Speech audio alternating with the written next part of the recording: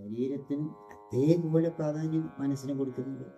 ഉദാഹരണമായിട്ട് ഒരാൾ ധ്യാനം ചെയ്യുകയാണ്, നമ്മൾ പ്രാണായാമം ചെയ്യും. നമ്മൾ പ്രാണൻ ആ ശക്തിയെ നമ്മൾ നട്ടിലൂടെ ഉയർത്തി താഴ്ത്തി ഉയർത്തി താഴ്ത്തി കൊണ്ടുപോകും. അപ്പം ആദ്യകാലത്ത് സുഷുപ്നയിലേക്ക് വല്ല ഈ ശക്തി നമ്മൾ പിങ്ങളിലൂടെയാണ് സഞ്ചരിക്കുക. അപ്പം പിങ്കള നമ്മൾ ശരീരവും മനസ്സ്. അപ്പോൾ കൂടുതലായി സഞ്ചരിക്കുന്ന ശരീരത്തിലൂടെ പിങ്കളെ കൂടിയാണെങ്കിൽ ശരീരം ചൂടി ബലയും, കൂടുതൽ സഞ്ചരിക്കുന്ന ഇടത്തെ കൂടിയാണെങ്കിൽ മനസ്സ് ചൂടി ബലപ്പ്.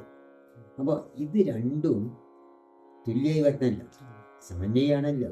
അപ്പോൾ ശരീരത്തിനെയും മനസ്സിനെയും സമന്വയിപ്പിക്കണേ നമ്മൾ പ്രാണായാമം ചെയ്ത് ധ്യാനമൊക്കെ ചെയ്യുമ്പോൾ ഈ ഒരു എനർജി പ്രാണശക്തി നമ്മൾ സുഷുപ്നയിലേക്കാണ്.